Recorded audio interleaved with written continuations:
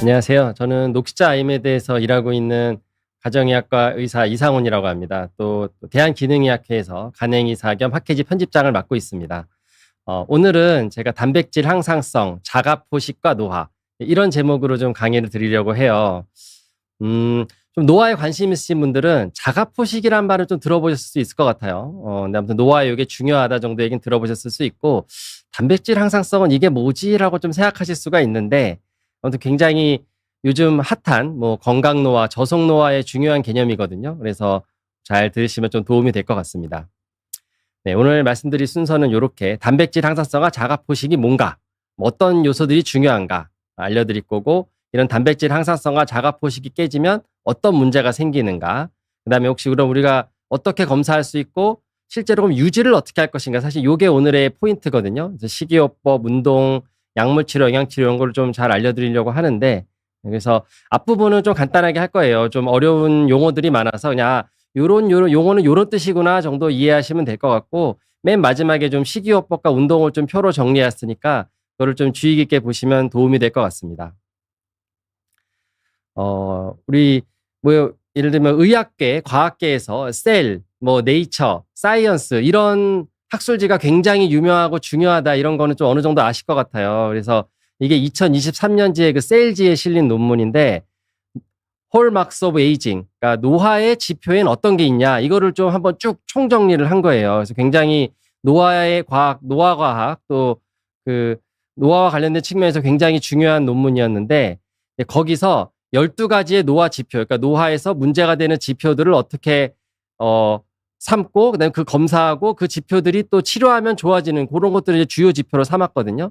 12가지를 쭉 이렇게 얘기를 했어요. 그래서 유전적 불안전성, 우리 뭐 유전자에서 자꾸 그 DNA에서 오류가 생기는데 그걸 잘 수리를 못하던가 자꾸 돌연변이가 생겨서 문제가 생기는 경우, 또 텔로미어 얘기도 아마 좀 노화에 관심 있는 분들은 들어보셨을 것 같아요. 염색체 끝에 텔로미어란 게 있는데, 그 세포가 분열할수록 나이가 들수록 텔로미어가 줄어들면서 결국 세포 분열이 없어지고 노화가 된다, 이제 그런 텔로미어 마모.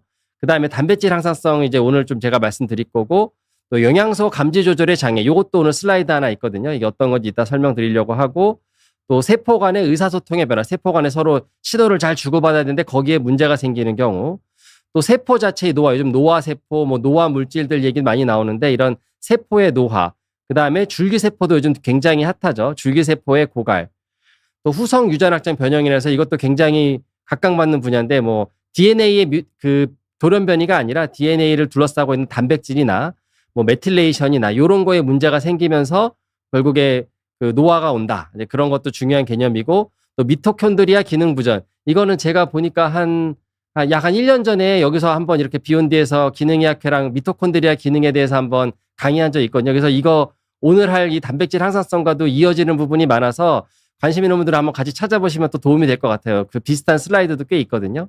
이 미토콘드리아 기능에 문제가 생겨서 여러 가지 염증도 생기고 노화가 온다.